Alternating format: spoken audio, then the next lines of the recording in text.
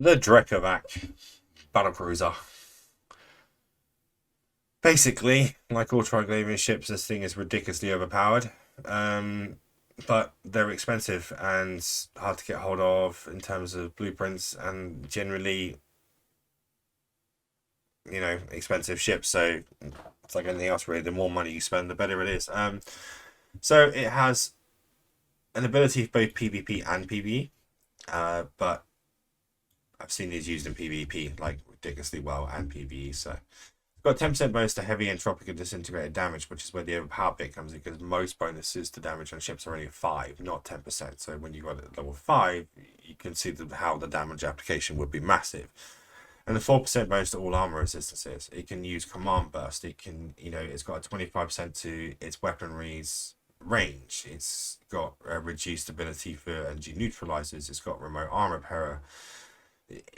Generally, it's an all-round ship, but can still deal tremendous amounts of damage. So as I said, it's good in both PvP and PvE. You don't need to limit yourself to one or the other.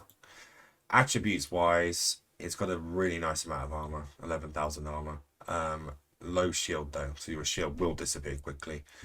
It's a slow warping speed, decent maximum targeting range, 75 M3 on drones. It's got a good amount of sensor strength for ECM. So generally all round its attributes are fairly decent, but 11,000 armor, even with minimal kinetic and explosive resistances, but of course you use the rigs to plug that anyway, that is a lot of armor to chew through. You see videos with these things and they just take such a beating.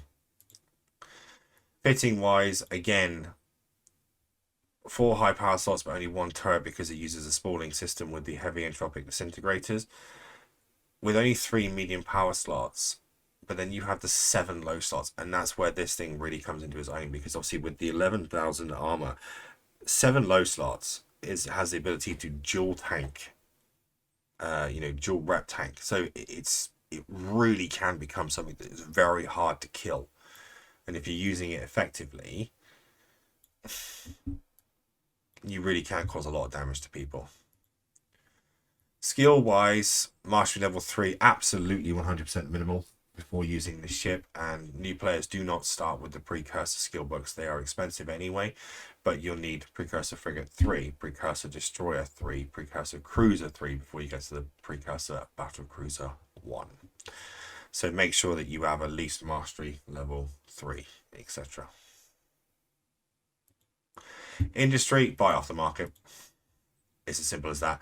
To make this thing requires 3 sets of materials, and the headache that it would give you trying to get hold of all this anyway.